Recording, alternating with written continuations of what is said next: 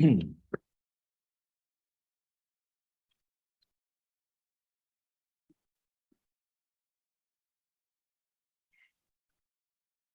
everyone. This is the regular meeting of the Town of New Canaan Board of Selectmen for July 26, 2022 at 8:35 a.m.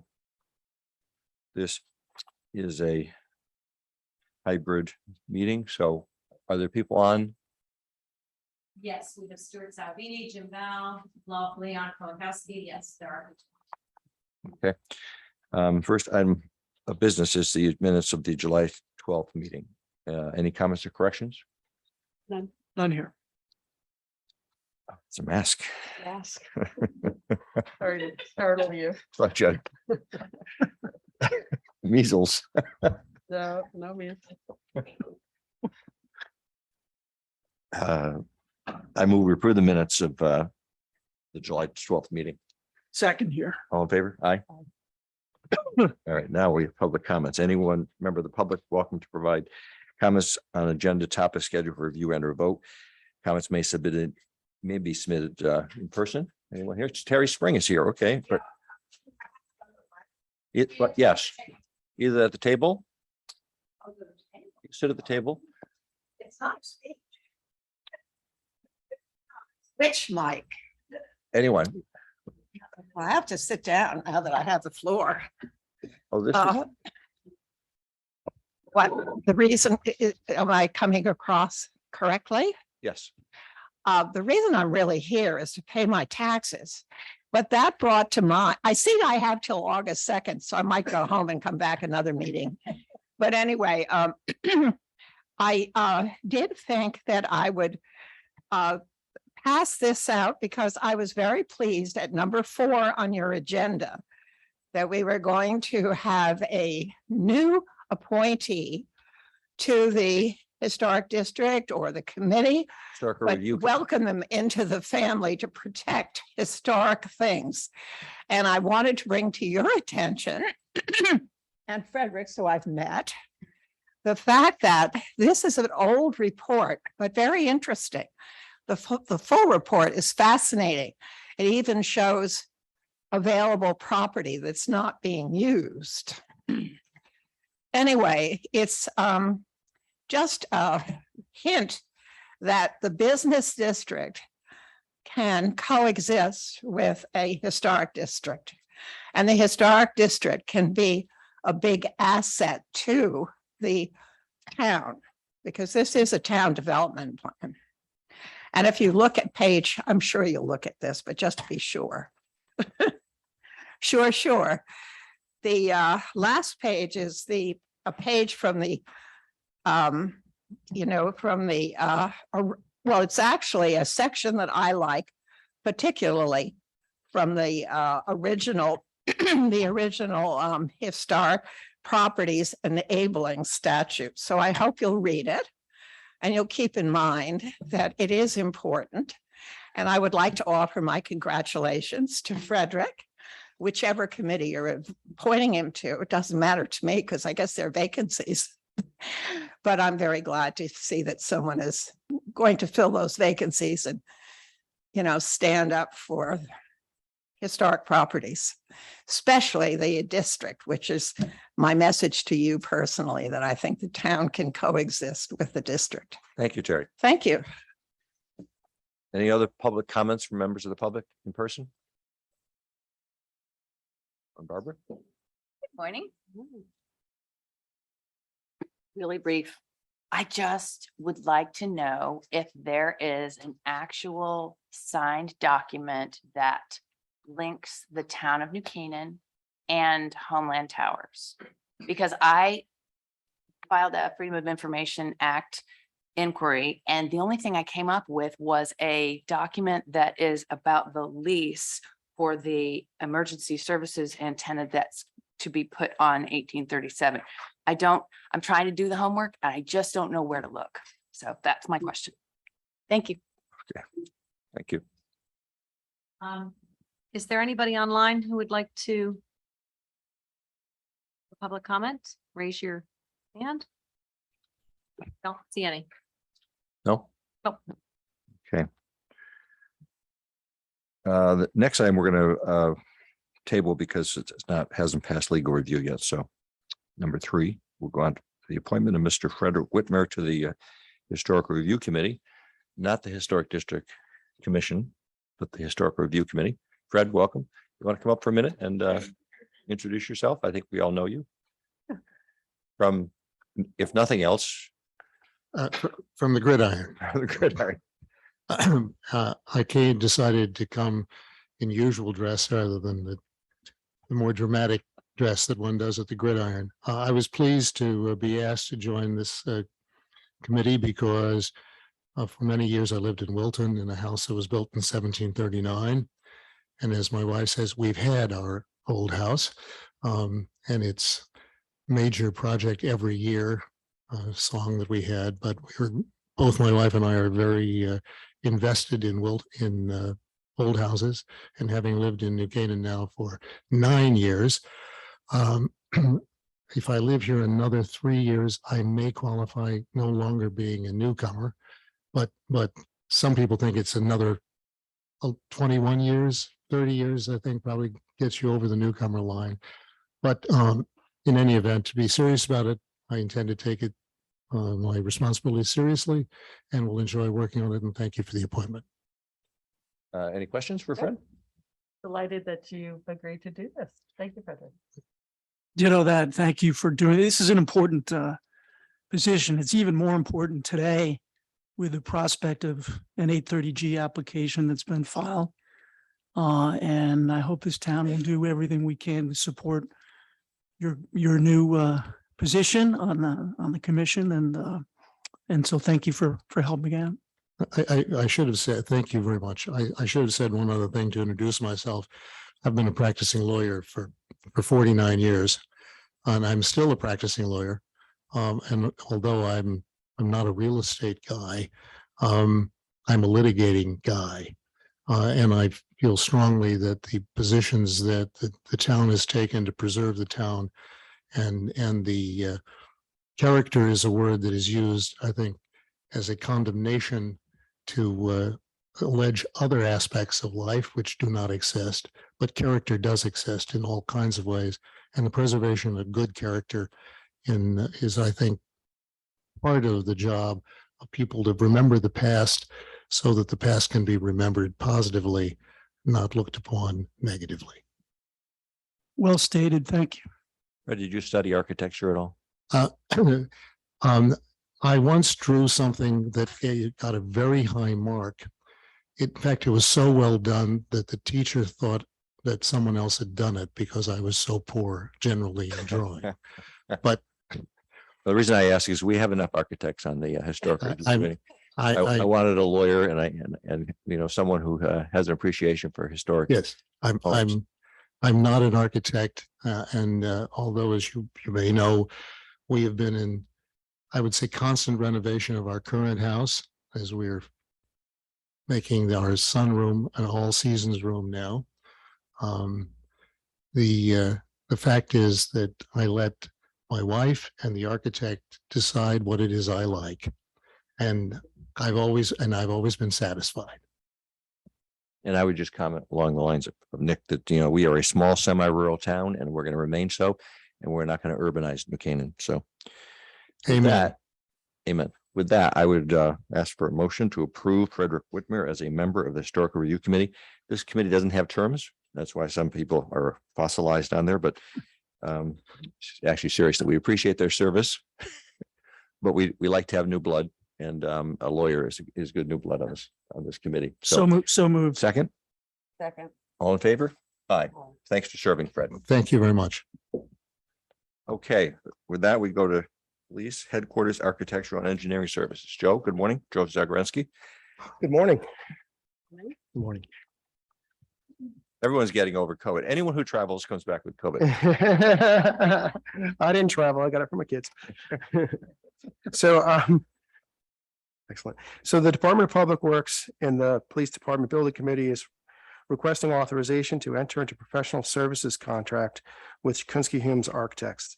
These services include architectural, interior, civil, mechanical, electrical, plumbing, information technology, site planning, and landscape design. The contract will be released in phases as the project is currently seeking authorization from the town bodies for the balance of the project funding. The proposed project has been presented to the Board of Finance and Town Council. This presentation is available. I don't know if you had the opportunity to review it. It's the July 12th Board of Finance at 45 minutes in, if anyone wants to look at the details. So I won't go into a lot of the specific details, but Jim Bell is available. He's online. If you have any questions regarding the proposal, also, I believe Stuart Salabini is online and Chief Krolakowski, and possibly Paul Foley said he was going to try to attend. Excellent. So the funding of $300,000 is currently available. How much? At $300,000. 350. We're down to 350. It's just about $300,000 now. It's a $312,000 is currently available.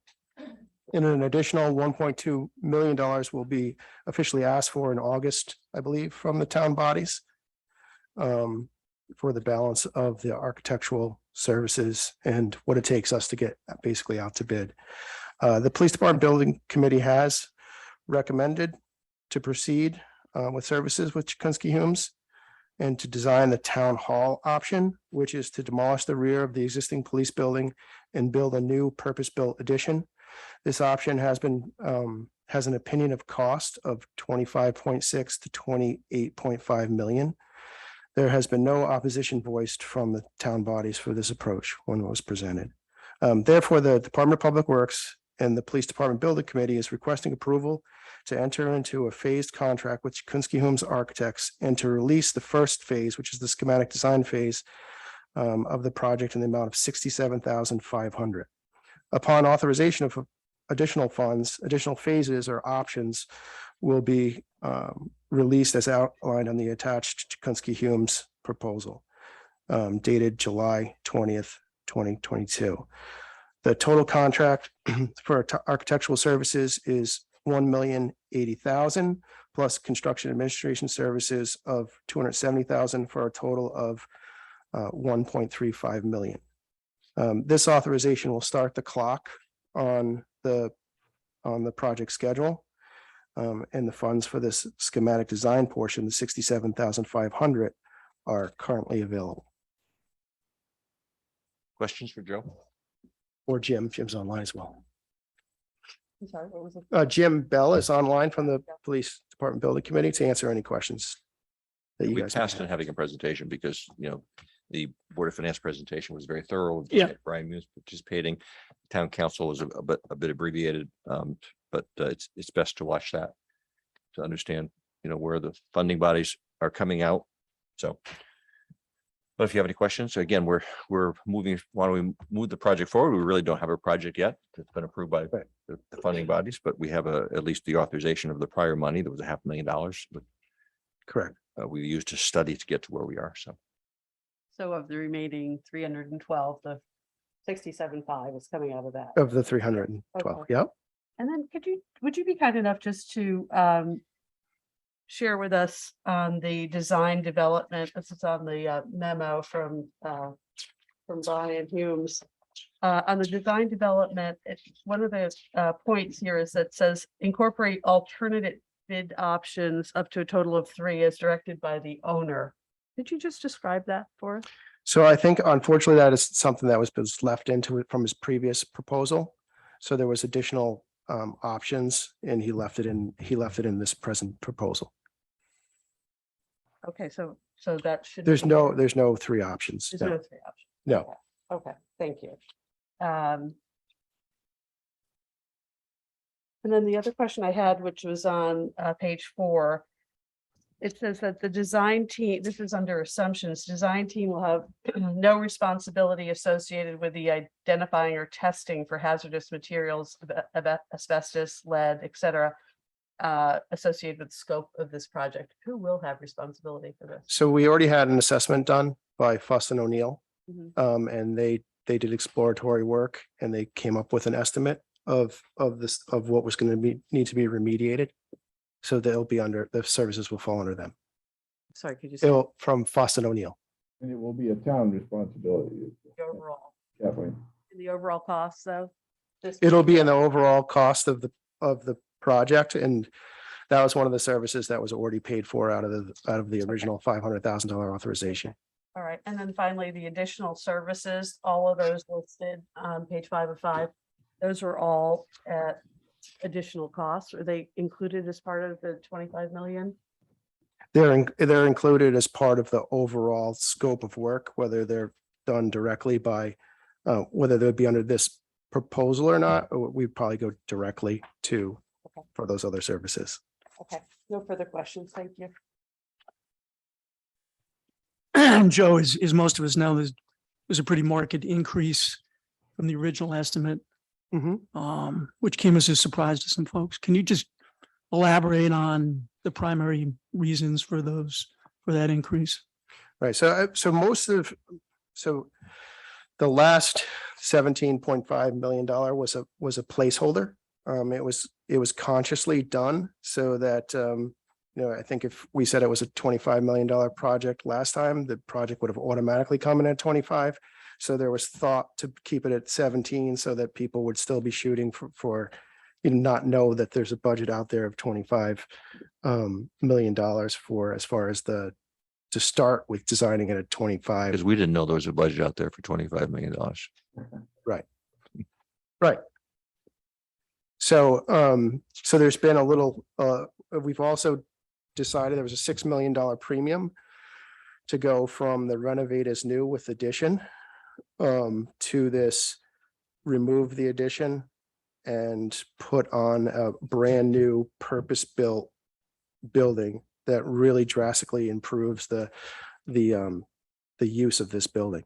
From, there's plenty of points that were made in the presentation of why it's better, but it's really, the circulation, better adjacency from different departments that actually work together, and the prisoner processing, which was very, very important. And there wasn't really a good solution in the last design options. This, I think everyone's really happy with the solution they came up with the way the Sally Port, the covered parking, and the way prisoners are processed through the building, and the way that the detectives and the patrol officers the way their operations are really nicely put together, and how quickly they can access their vehicles. So there's a really good flow. Yeah, but I think the use of the term town hall style project is apt, because, you look at where we are now, and the seamless integration of the old and the new is, precisely what I think we were aiming at. So, I think maybe that's the primary cost driver is having essentially a new building put onto the old building, which it's in and of itself is going to be upgraded. Right, you'll have a brand new purpose-built building in the back, 20 to 25% of the building. So it's built to current standards. Yeah, I would say that, my preference was to build a new building entirely somewhere. And I think Stuart Salvini was in that camp, and the police were in that camp, and and Paul Foley were in that camp. Paul actually would have replaced the current building with a brand new building there, which would have been the most expensive option. But police departments are very, very technical buildings and require, they're like $800 a square foot to build. So we're getting more space than we really originally scoped out. Yeah, We wanted 25. we're actually getting it's within 2,000 square feet of the original building. It's actually a tiny bit smaller, but more efficient. From a historic perspective, I would hope that the windows on the existing building in the front get replaced to the original. They'll get replaced with That is the plan. more period. Right. The windows that were appropriate for the period. Yes. That's all. Could you just comment on the process or the timeline for considering the training center that's being considered as a separate, right? It will not be included in this project. Right. So the training center, everyone voted that the training, the The town of New Canaan needs a solution for a training center, and we're still looking at different solutions for a training center. We're performing due diligence to look at locations. So it, So that's we're, second phase of an overall project, yeah, it's going to be a parallel project. parallel. And there's conversation going on with the other towns, you know, the Westcog has a project which would involve as many as 20 agencies, which I personally don't think would work because it's just too many people. But we're trying to tee up a proposal for New Canaan that would invite in another 4 or 5 departments that need, But to be clear, the facility would not be located at the current. oh, it can't be located at the current facility. It's a residential neighborhood Yeah. and people don't want. Because at one point we did talk about doing that. Well, the original proposal for Brian Hume was to include that, but I never thought it would work from the beginning. We find- It was shoehorned in. It was a little too small for their needs. It would have served a need, but it doesn't serve all their needs. So And again, this facility will allow for joint training with fire and EMS as well. And putting it in behind the building just didn't allow for the space that we would need to have those operations. so again, we're approving the contract with Jakunski Humes for the entire project, even though we don't have a totally funded project or an approved project by the town council. So we have funding that was authorized previously to pay for this initial schematic design work for $67,500, which is what we're approving today. The overall contract is acceptable to the building committee though, so we'd be prepared to proceed with that once we get full funding. Pending funding, yes. Pending funding, correct. So I move we approve this as described. Do I have a second Second here. discussion? All in favor? Aye. Aye. Okay, thank you, Joe. Thank you very much. Good morning, Ann. Volunteer tax abatement.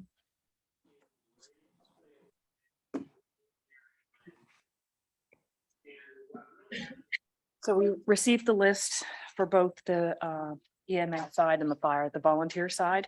It's 32 people. Currently 25 residents, 7 non-residents. It's under the ordinance or the state, actually the state statute is $2,000. They changed that July 21. So up to that point, if they have the taxes, mainly real estate. Any of the smaller amounts you see are people that don't have real estate but have cars. So it's up to the value of their cars, up to $2,000. There are about 10 that have not sent in any that are eligible, but have not sent their paperwork in. So the appropriate bodies are following up with them. So these are the people right now that we have. It's totaling $56,961 and 86 cents for the list. This list is actually quite bigger than last year's, larger. Yep. Because of the number of people or? Yeah, just the number of people. Yeah. Yeah, we've had more residents getting involved. I think it's a great benefit for our volunteers. As I recall, though, last year, I think we got them maybe in 4 different increments. So it was never quite sure how big the list was. But so we, in addition to these 32, you think maybe up to 10 more? There's about another would 10 qualify? more. Yeah. Okay. Okay, great.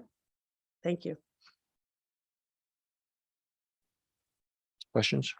None here. We get a lot of value for this program, and we really appreciate the volunteers for all the hours they give for very little benefit here. They don't do it for the benefit. So I move we approve this request from Ann. Who's it from? For the abatement of real and personal property taxes due July 1, 2022. As per the property tax abatement and other benefits for volunteer first responders ordinance approved by the town council on June 17th, 2020. Second, I'll second. further discussion? All in favor? Thank you. Thank you, Ann. Trailer purchase. John, how? John? It's pretty simple. It's just to replace 2 of our older trailers, 15 to 20 years old. with two new trailers. They're going to be another foot longer to, so they can hold just a little bit more of equipment. There are the ones you see around town, towing mowers, that type of stuff to the different properties. So we request approval to purchase two trailers for $12,790. That's in the present year's capital budget. Are they replacing two? Replacing two, yes. What's happening to The other two will either be sold for scrap through the transfer station or sold otherwise. Right now, we haven't done anything. We need to get these in place, and it's going to take a few months for them to come in. Any questions? None here. Do we store these outdoors? They're outdoors. They're not enclosed trailers. They're open landscape trailers, so they do stay outdoors. Yes. Thank you. I move we approve the request from Parks and Recreation Department. Actually, we have a Parks Department and a I like the one. Recreation Department. We have a director of Parks and Recreation. Do we have? Okay, whatever. To purchase two trailers in the amount of $12,790 from Welch Welding, as described by John. Do I have a second? Second here. All discussion, all in favor? Aye. Thank you. Thank you, John. High school paving. Tiger, good morning. You didn't come back with COVID, did you?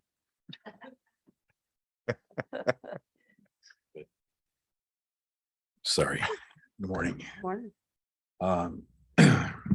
So this first item is for the repaving of the remaining lots at the high school. We asked FGB, which is our current contractor for pave 22 local roads, to give us a price to mill and pave the lots themselves. It's the northern lot, the band lot, and then basically all the bus lots on the right hand side of the facility. If you're looking at it from above, left hand side as you're approaching. We did the other side, the student lots and the jock lot 2 years ago. We last year we had a pause, and this year we're coming in to finish the remaining lots themselves. They came in with a competitive price of $403,940. I added a 10% contingency of $40,000 for a total of $443,940. I was speaking to them this morning. They're going to come in about 2 weeks prior to the start of school. So the second or third week in August should take about 5 to 6 days, 3 days to mill, 2 to 3 days to pave, and then we'll come in and stripe it at night. We should be done. Questions for Tiger? Hey, Tiger, is this part of the PMP budget?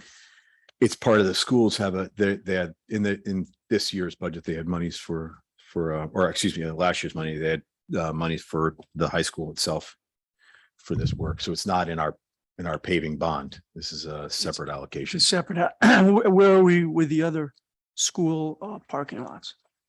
Contractors are extremely busy right now, so I'm trying to work on West School, a portion of East School, the circular drive, and then a little bit of work at Saks. So I'm working through different contractors to see what their availability is, since the time frame for the schools is quite narrow. The majority of the contractors were already working on other projects during that time. It's very hard to slot them in the months of July and August. So we're working on that right now. West School was probably our most pressing concern, since that lot is pretty much past its useful life, and it'll have to be reclaimed and paved. So that's the next one we're working on. FGB does not have the time frame to do it, so we're looking elsewhere. And Main Street, where are we with that? Obviously, it's This out here. Yeah. So you saw the second set of milling happen last night.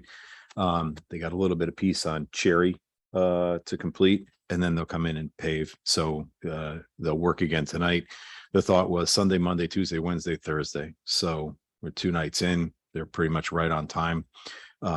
So whether if the weather holds for us and it looks like it'll hold through the week, they should be done with what they have. So you see basically it's curb to curb the entire way. There's a small stretch that was repaved prior in front of Spiga last year, part of the Quarian work that was done. So they won't be doing that section. They'll be milling and paving the areas that were disturbed prior, and take care of that, and then take care of all Cherry, basically half the lane at Cherry, because half of it had done prior. So they're coming out to the center line and doing half the lane at Cherry. So that'll happen this week. And then look to come in and restripe the road, restripe the parking stalls and go forward. While we're on One the topic. 23 is pretty much done. 123 is Yeah, pretty some much done. interesting striping. I think the garbage men had a problem with that. It's nice to see that we're not the only ones that ever have that problem, but I think the garbage men came in and 4 o'clock in the morning, they come into certain houses and they don't see that there's cones placed intermittently along the way. And they kind of hit it in about 3 or 4 different locations. Yeah. But they've, Fixable? what? Is that fixable? It's tough to fix it. It's really hard, especially the epoxy paint. It's hard to try to spray that off. So no, I think that'll be the look for a little bit of time.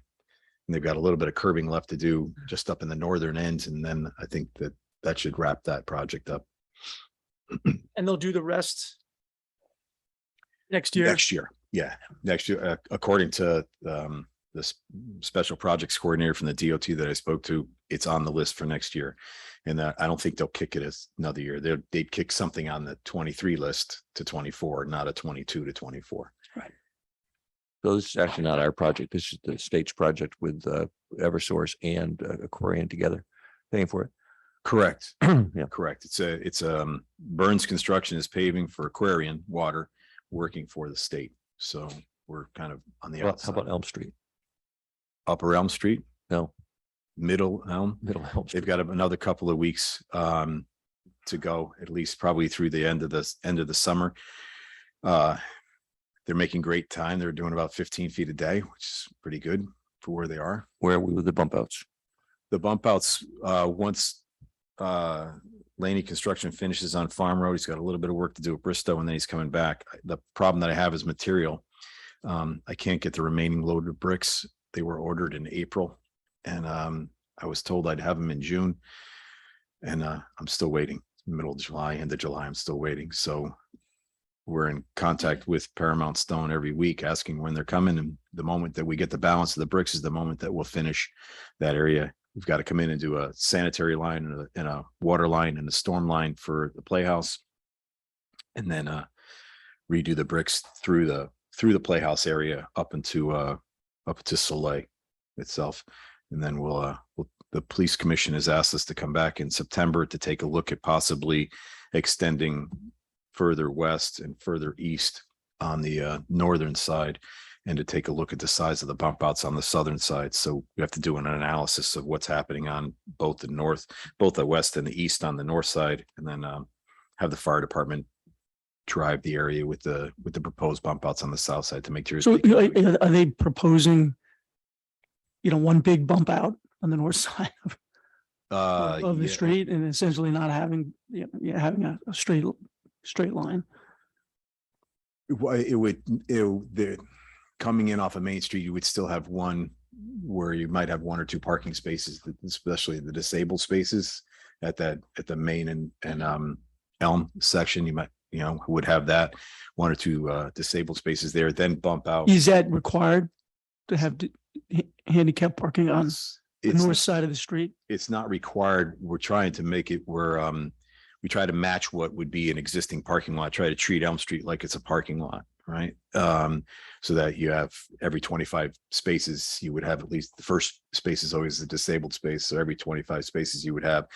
Right now, we've got 4 spaces. I'd rather not lose any. So the thought is to have 1 space there, and then possibly another space further up. I don't think that the bump out will carry past Chef Louis at the driveway. Since there's a driveway there, we'd have to come in for the driveway and come back out again for the remaining 4 or 5 buildings towards Park Street. I think it would just be from not to use establishments, but from Uncorked to Chef Louis, I think would be the length that the police commission is looking at. Yeah, man, as of now, there are no restaurants west of that driveway, right? Mhm.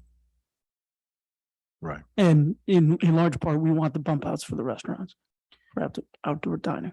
The original thought was it's a pedestrian safety zone. Right. The secondary aspect is that there's a benefit to having the wider sidewalks just for ambiance and for outdoor dining. So that COVID, yeah. COVID, all of it. So I think it serves 2 purposes at that point in time: calms traffic and then gives it a much nicer downtown feel.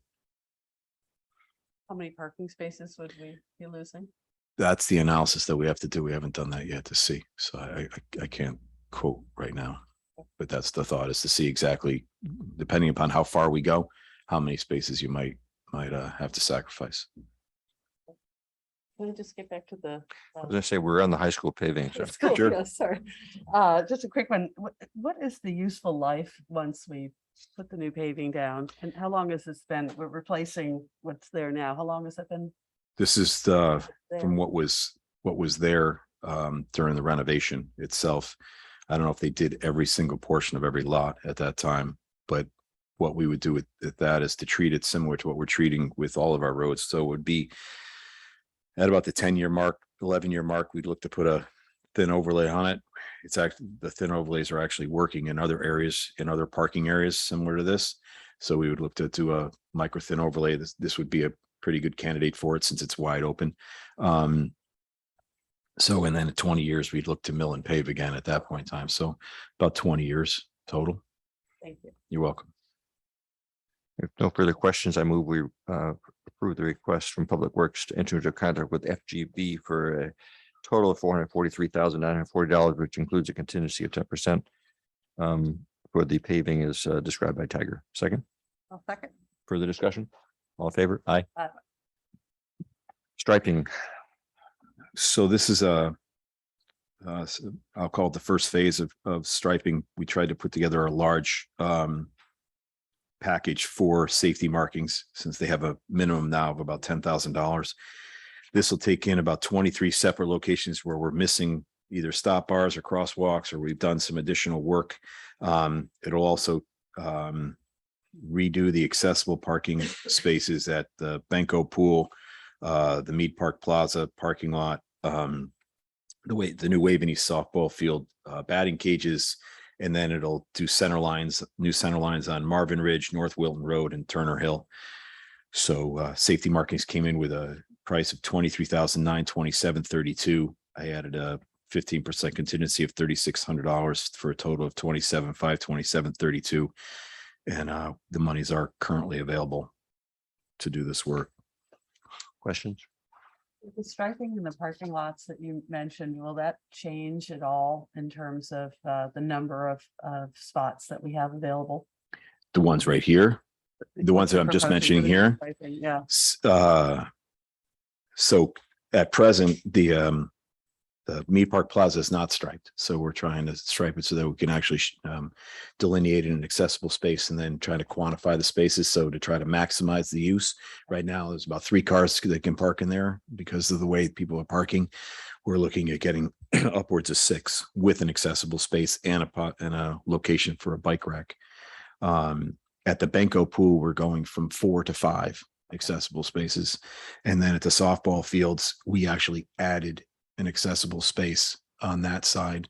So there were 4 spaces. We added an accessible space to give access to, we put in new paths to not only the batting cages, the new batting cages, but actually to the bleachers and then to both dugouts. So that field is accessible and would be accessible. And then that space would service that area. The adjacent parking lot, the water tower parking lot area already has accessible spaces, but those are more geared towards the turf fields themselves in the areas to the north versus going across the drive to anything to the south. So this would add 1 additional space there for that purpose. Okay, great. Thank you. You're welcome. Question? I move we approve the request from Public Works to enter into a contract with Safety Markings, Inc. for the total of $27,527.32, which includes a 15% contingency as described by Tiger. Do I have a second? Second. Discussion? All in favor? All right, so the next is our annual approval of our GIS system, basically our maintenance of our existing geographical information system. And Tie and Bond is our preferred vendor for this. They've been doing an excellent job managing our GIS services and our presence on the web itself. So this money is $24,000, $18,000 is for task 1 and 2, which is basically on a quarterly basis, we have to update our GIS data on our parcels according to any tax maps changes that SEBI might give. So SEBI gives all the changes that happen on a quarterly basis to Ty and Bond. They come and update all of our mapping and then give him hard maps on the backside so he has something to reference and work off of. And the second one is basically on-call GIS support services. That's for all of our land use, engineering, DPW, Parks and Rec, anything that we might need. So they help us with mapping concerns and then updating our existing data. Anything that comes in, we keep current with, say, new wetland mapping, things of that nature. And then the last is they host our GIS services, both the services that are used in-house for the town and then our public GIS website that's used that we direct the residents to for any answers to the questions they might have on a geographical basis as far as their parcels are concerned. So they've been doing excellent work for us in the past. As far as the task 1 and task 2, it's a number not to exceed. They in the past 2 years, they haven't come close to exceeding that number. They've done an excellent job of managing that amount of money. So I don't foresee us coming close to the $24,000, but we'd like to request that at present. Any questions? Is that the same level that we had budgeted for previously Yes. here?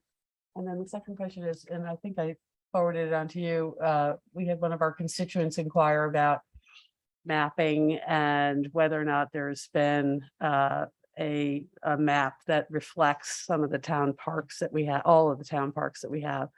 Is that something that this organization would do? Yes, Okay. that they help us with, creating maps of that nature, right? So I had them create a map of all of our parking areas in town to try to help direct people to where they would, municipally want to park. Similar to that, if they've done layers of all of our open space, all of our parkland, all of our town facilities. So they do any requests of that nature, they would take care of that mapping concern. Okay. I'll send you a reminder on that. Yep. Thank you. No further questions. I move we approve the request from Public Works to enter into a contract with Ty and Bond in the amount of $25,000, up to $4,000 for the annual maintenance of data updates to the GIS system, subsystems. Thank you. Second. Further discussion? Second, further discussion? All in favor? Aye. Thank you.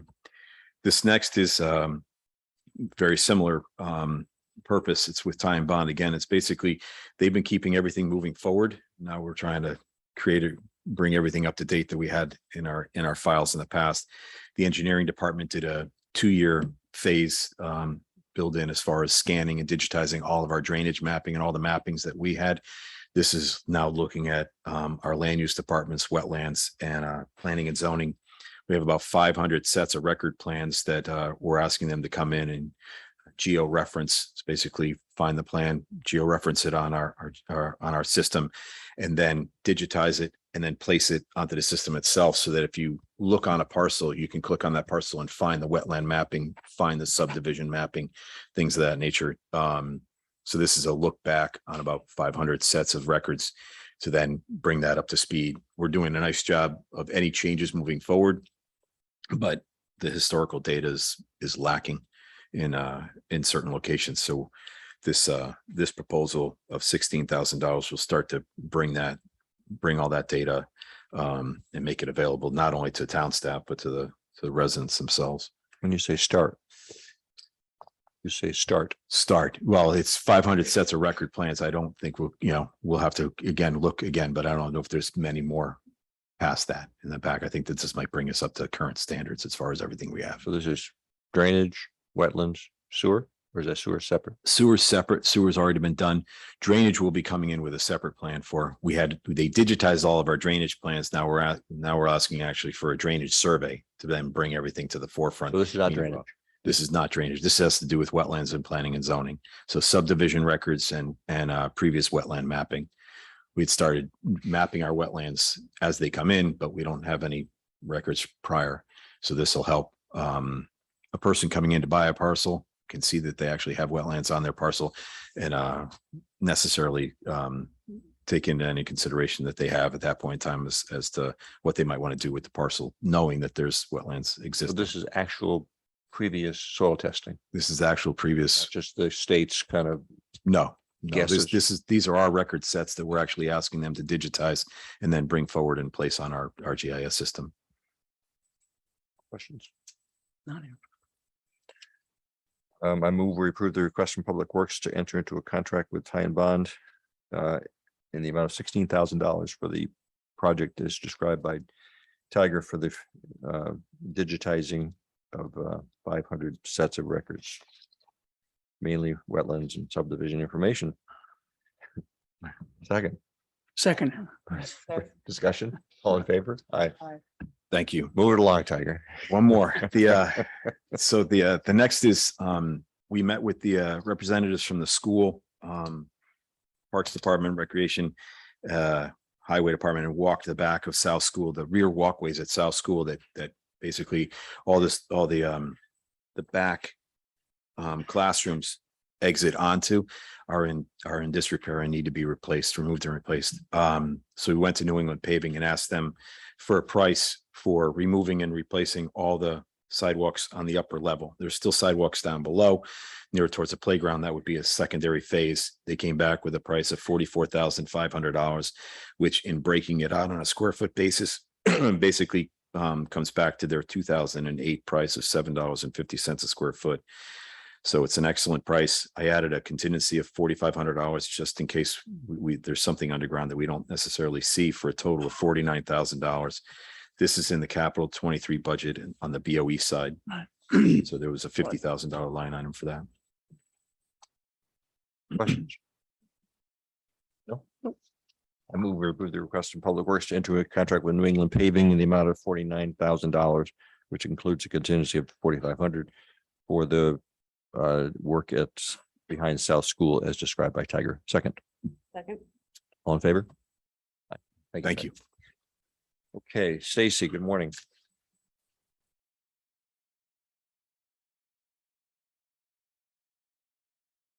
Morning.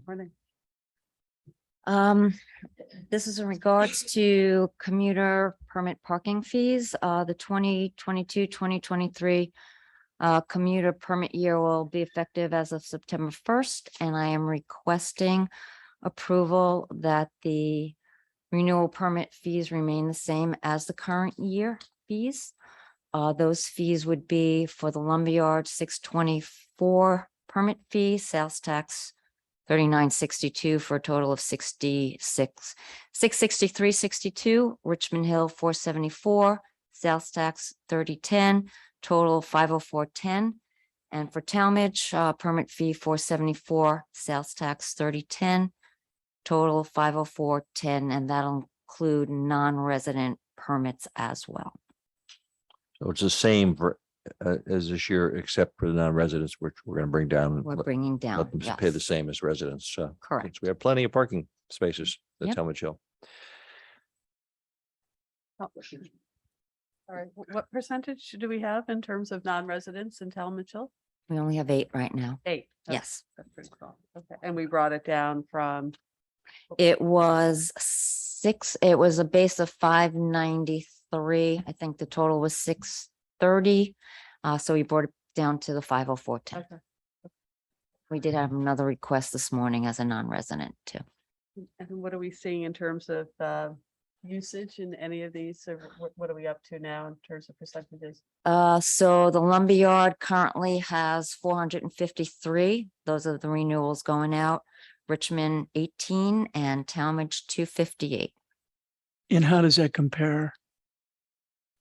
Pre-COVID? Pre-COVID, we were up to 676 in the lumberyard. I think it was 86 in Richmond, and Talmadge was over 4. But we also have a COVID. priority list of those who haven't renewed, they have a right to the priority list. I'm sorry? We also have the priority list. Correct. Yeah, we still have people who chose to remain on the priority list. They have through next August 31st of 2023. We are currently making calls on the lumberyard wait list. We brought that down from 407 to, we just had someone else go on there, 208. A lot of people that we are calling are still also choosing to stay on the priority list right now. So a lot of people have a decision to make by next August 31st of 2023, whether they want to reinstate or they will have to start all over again. So if today was August 31st of 23, 2023, you would take all those people. they would have to make a decision if they want their permit in the lumberyard. Or if they Right. don't need one and they do, down the line would have to go back on a wait list, should we have a wait list Right. for that lot. Any questions? None? I move we approve the request from the parking department to approve the 2022-23 commuter permit renewal fees as described by Stacy. Do I have a second Second here. for the discussion? All in favor? Right. Thank you, Stacy. Thank you. Mr. Howe. And Mr. Restivo. Brian, why don't you come up with John? And, oh, also Cheryl.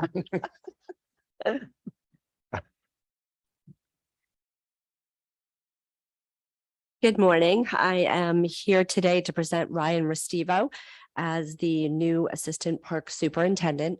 We did post the job internally and we had 4 internal applicants. With Ryan, I know you have his resume in front of you, but we had hired him on 12/21/20. His experience, he worked at University of Rhode Island on their parks crew. He has worked at Whitmer Country Club as assistant superintendent, Gillette Stadium as field crew intern. He has great relationships with the staff here. He's a true leader. And after the interview, Tucker sat in on it. It was very clear that Ryan would be the best to present to you to be our new assistant park superintendent. So Ryan is here today with us if you have any questions or if you have any questions for John. He's a Rhode Islander, as I am, and a Patriots fan, as I am. That's how he got in the first place. I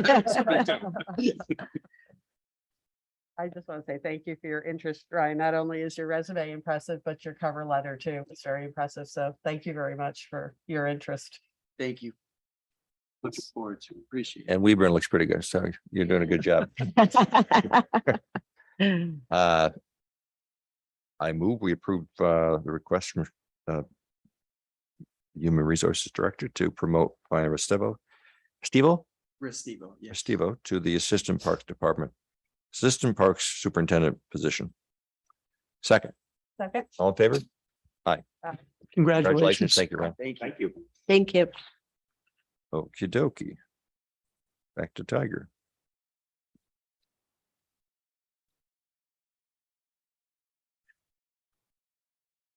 We gotta move these up.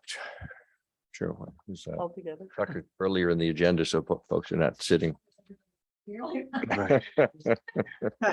We still got Fred here. Fred, are you enjoying this? Yeah.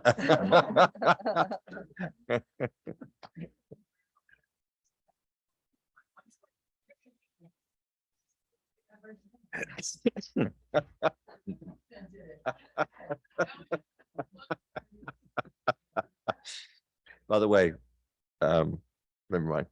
Go ahead, Tiger. So this next is the tree warden went out for his most recent bid. There was 15 separate locations throughout town. About 50% of them were ash. The rest are either dead or dying or diseased trees. We had 4 bids come back. Hutchinson Tree was the low at $18,400. Hutch has done nice work for us in the past, and we'd like to award the contract to him. Questions? Hutchinson Tree? Surprised that the highest bidder was twice the Davy? yeah. Yeah, 36. They normally haven't bid, so I think they're probably trying to get a feel for what the pricing is. Here normally it's Hutchinson, Mill River, and Olmsted tend to be our 3. And even there's a little bit of a disparity. Sometimes there's no rhyme or reason, to be honest with you. If you look at each number across the board, you wonder what each one's thinking at the I'm time. glad we bid it out. We can see those differences. Right. I move to approve the request from the tree warden, represented by Tiger Man, to enter into a contract with Hutchinson Tree Care Specialists in the amount of $18,400 for the removal, pruning, and stump removal of various trees in town. Second, Second here. all in favor? Aye. The next is our annual emergency tree work. We make a requirement for anyone who wants to bid on our tree work to actually be available for storms or emergency work. They each take a week, and there's a rolling basis. So work through the 6 in 6 weeks, and then it runs back to the top. It all depends upon whether or not you're lucky or unlucky, depending upon how you want to look at it, whether or not you get called out at 2 a.m. or you don't, as to how much money is spent. This past year, the purchase orders ranged in price from $7,300 at the low for Olmsted to $30,850 at the high for Quayle. And it really comes down to what happens on the week that you're on call. So we'd like to start off each year with a $10,000 purchase order for each vendor, and then we adjust accordingly as to how the season is rolling for each one. The monies are available in our tree maintenance budget. So we're just asking for in essence, a blanket purchase order for the emergency tree work that we anticipate moving forward. Any questions?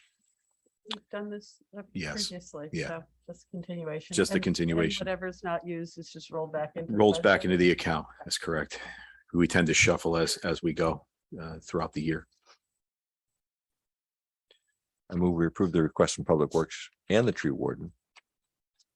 Create 6 purchase orders in the amount of $10,000 each for the following local tree companies as described by Tiger. Second, all in favor? Aye. Thank you.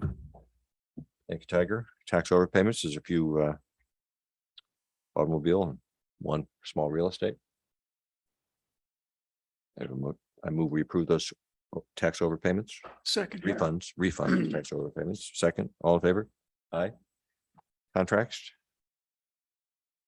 Few contracts on there.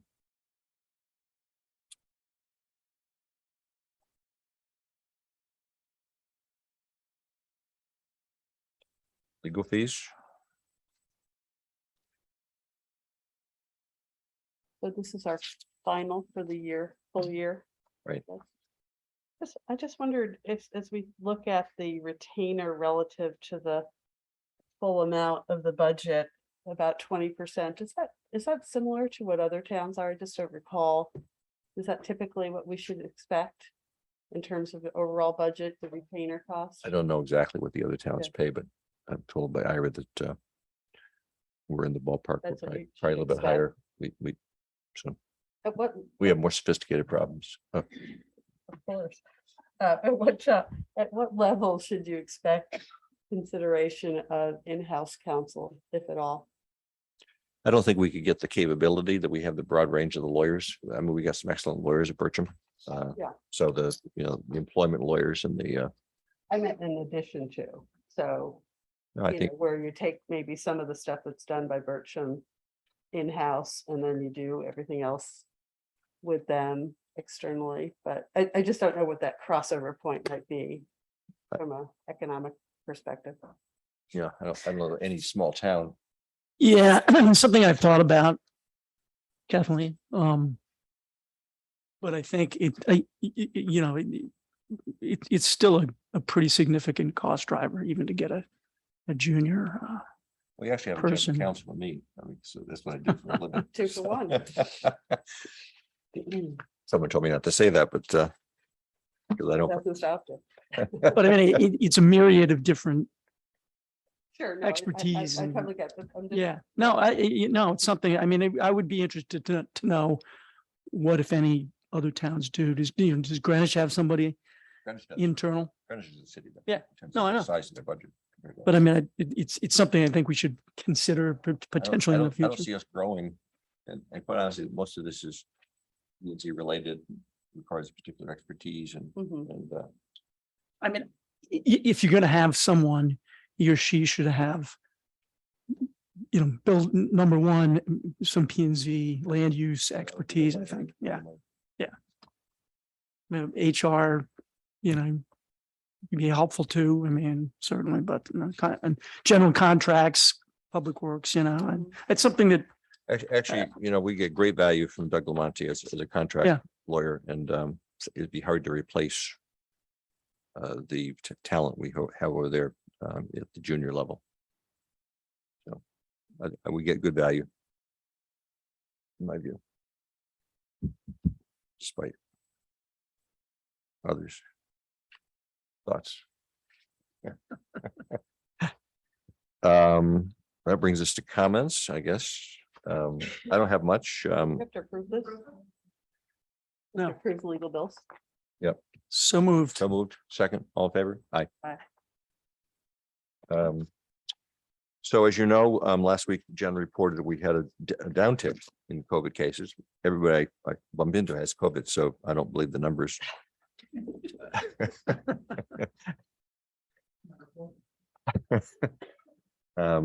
And unfortunately, people are not getting really sick, which indicates that if this is the new variant, that the boosters are working. Jen is over in, we'll never get her out now of Irwin House. Oh, dear. They like it over there. They like it. But we're doing the 3 days a week testing, and probably not enough people are testing. I'm sure we'll in the next few weeks with people coming back from holidays, and we're going to see a bump up in testing, but the rapid tests are available over there. I'm not sure when they're scheduled to finish the painting and come back over mid-August.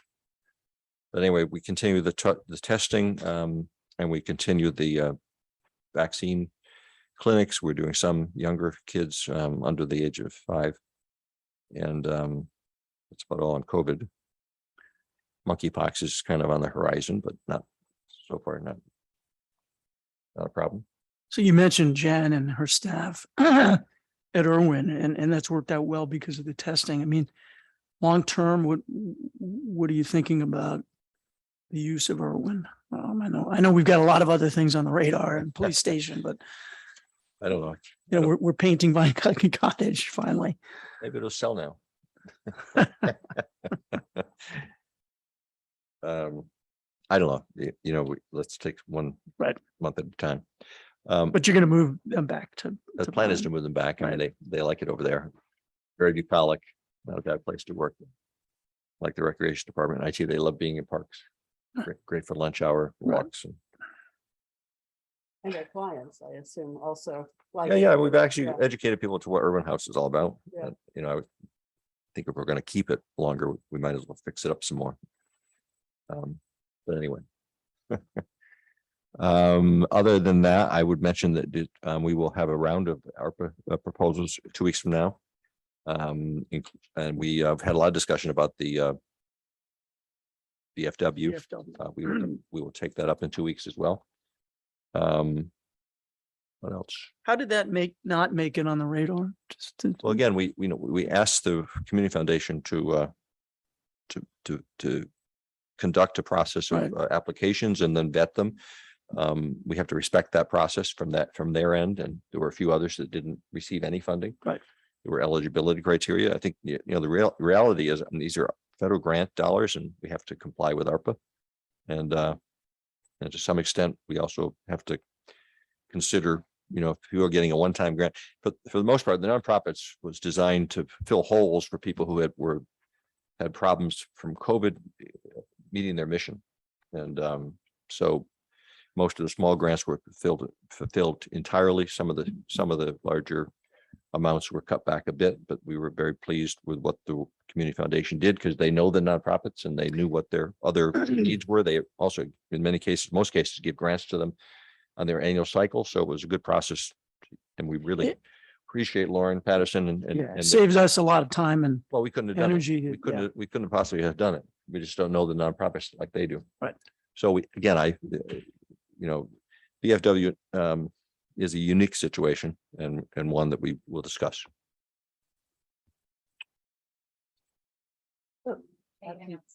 2 weeks, sorry. Oh, maybe.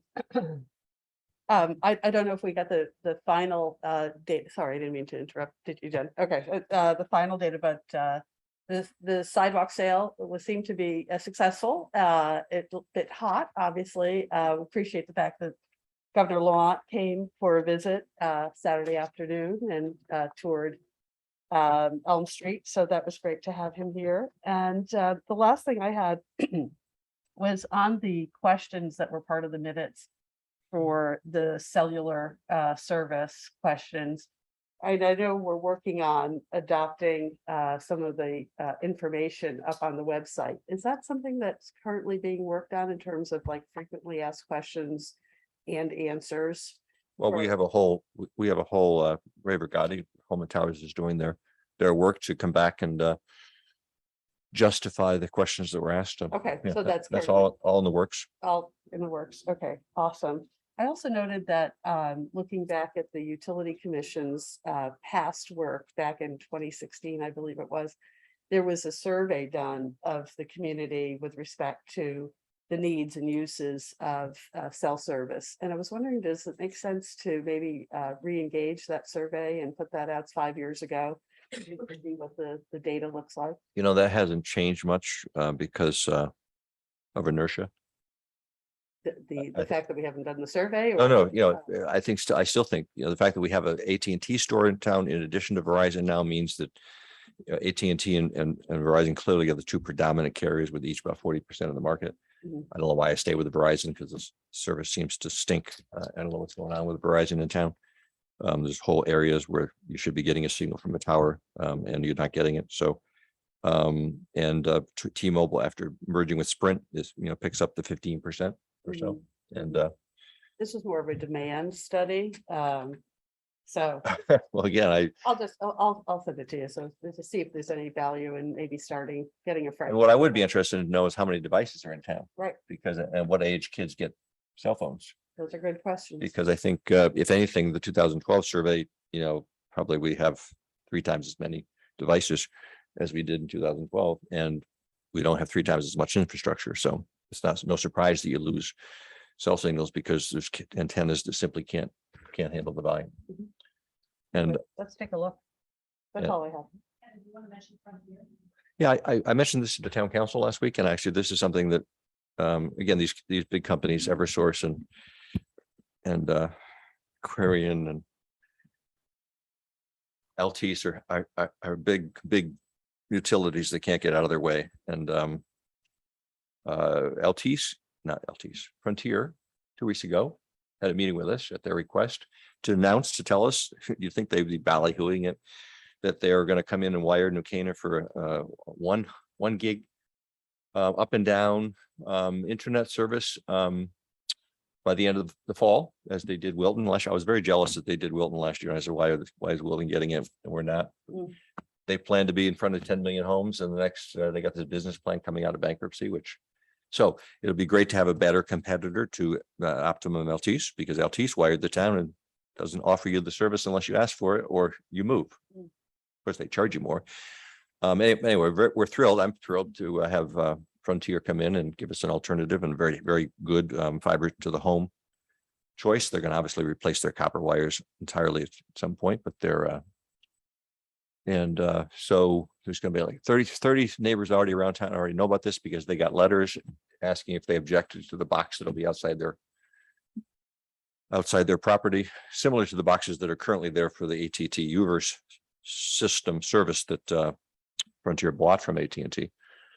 And they're going to replace that older system with this new fiber, 30 nodes around town. How many properties did you say? That was 33. I wanted to go through the list with Tiger. And 33. each node has about 300 customers or something. So it's kind of like the same thing with Optimum. You know, they bring it out to it and then they branch out to the neighborhood. So it's exciting, and we're going to issue a press release because Frontier doesn't want to, and $59 a month is very attractive pricing for the level of fiber to the home. So this is huge news, and kind of like Frontier doesn't make any big deal about it. I'm very pleased. How long does it take to do the installation? They're going to do it in 2 or 3 months. Really? Yeah. So there'll be trucks around town putting up fiber. You know, the poles are already covered with carrier wires. But they'll be ripping down ultimately the old legacy copper wires in due time. In the meantime, so we're all gonna go to VoIP, all telephone calls virtually will become internet, voice over internet and not copper wire based. Someone, I asked them whether they were gonna decommission the building on Main Street, and they said, of course not, the fiber will go in there. They're also gonna hopefully service West School, which currently we have a private expensive line that brings internet out to the West School. And so that's the news on Frontier. Very good. Very good, very good. news. With that, I would move we adjourn. Second. Okay, second, all in favor? Have a good week, everyone. Well, I was gonna say Barbara does not